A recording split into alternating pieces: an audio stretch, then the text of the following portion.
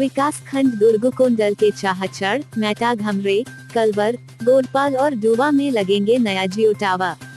Digital India के अंतर्गत दिनों दिन संचार की सुविधा गांव-गांव तक पहुंच रही है।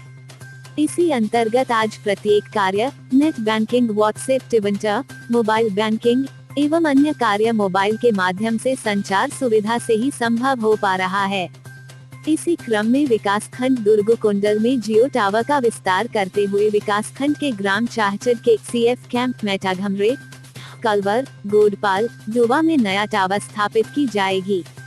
छत्तीसगढ़ स्टेट प्रोडक्ट रायपुर से प्राप्त जानकारी के अनुसार जियो टावर जल्द ही क्षेत्र में निर्माण कार्य प्रारंभ हो जाएगी और लोगों की सेवा में प्रारंभ हो जाएगी, जिससे संचार सुविधा और तेजी से क्षेत्र में बढ़ते जाएगी।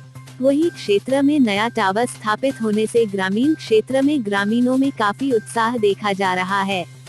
छत्तीसगढ़ और बस्तर के तमाम खबरों पर हमारी नजर, आपकी खबर हमारी कलम। बस्तर के तमाम छोटी बड़ी खबर से हमेशा अपडेट पाने के लिए अभी हमारे बस्तर न्यूज यूट्यूब चैनल को जरूर सब्सक्राइब कीजिए और वीडियो अच्छा लगे तो लाइक और कमेंट जरूर कीजिए।